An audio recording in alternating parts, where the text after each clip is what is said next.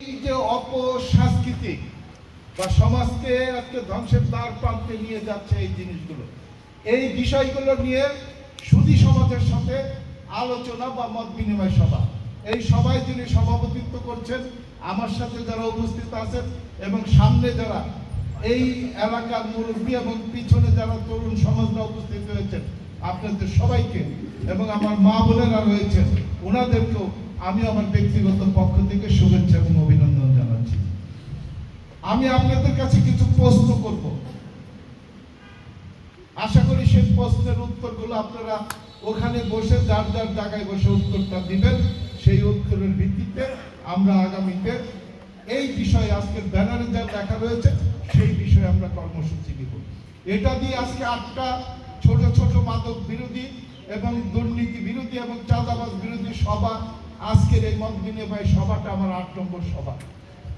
দৌলতপুরে করেছি 4টা, শিবালয় করেছি 3টা, আর আজকে ঘিওরে শুরু করলাম এই বানিয়াজুরি মানুষ জনগণের আয়োজিত এই মত বিনিময় সভা।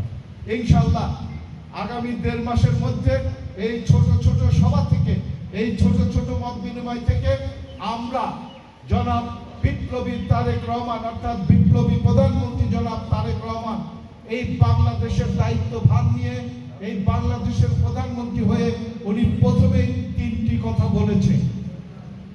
উনি প্রথমেই বলেছে সমাজ, দেশ এবং এই দেশের মানুষকে যদি ভালোভাবে বসবাস করার সুযোগ দিতে হয় তাহলে প্রথমেই আমাদের মাদককে না করতে হবে।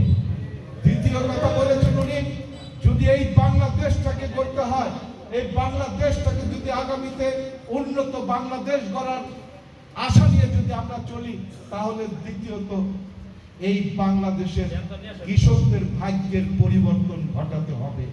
যদি কৃষকদের ভাগ্যের পরিবর্তন আমরা ঘটাতে না পারি, উনি বলেছেন, তাহলে এই বাংলাদেশের ভাগ্যের কোনো পরিবর্তন হবে না। 3, উনি বলেছেন এই বাংলাদেশ থেকে দুর্নীতি এবং চাঁদাবাজকে নির্মূল করতে হবে। তাহলে 3টা কথা উনি বলেছেন দায়িত্বভার নেওয়ার পরপরই।